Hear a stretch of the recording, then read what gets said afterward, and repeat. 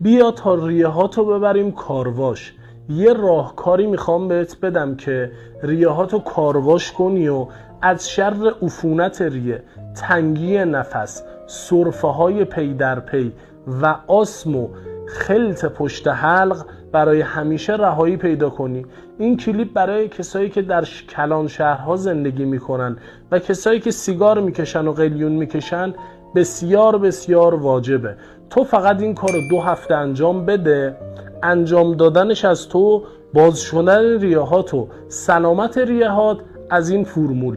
نیاز داریم به 5 حبه سیر، 1 لیموی تازه نصف شده، نعنای نیم کوب شده 15 تا 20 گرم، 1 لیوان آب و 3 قاشق سرکه سیب.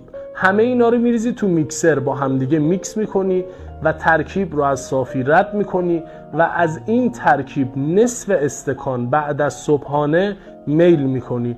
ببین یه جوری نفستو باز میکنه که هر روز دعا به جونم میکنی. این کلیپو استوری کن تا همه ببینن. یا خدا قوت، دمت گرم، ایول تو کامنت ها برام بنویس.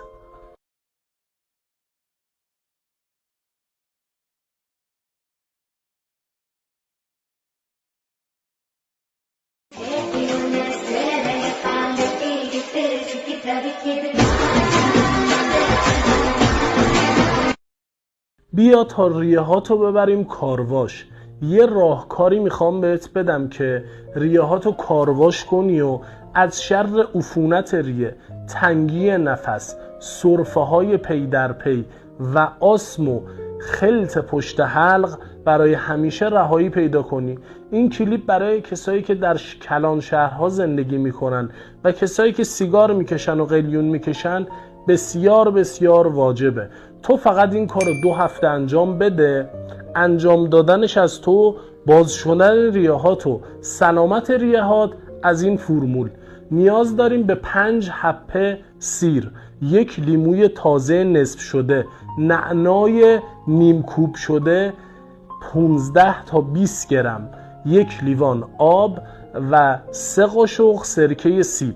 همه اینا رو میریزی تو میکسر، با همدیگه میکس میکنی و ترکیب رو از صافی رد میکنی و از این ترکیب نصف استکان بعد از صبحانه میل میکنی.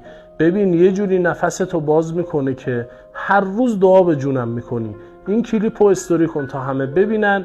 یا خدا قوت، دمت گرم، ایول تو کامنت ها برام بنویس.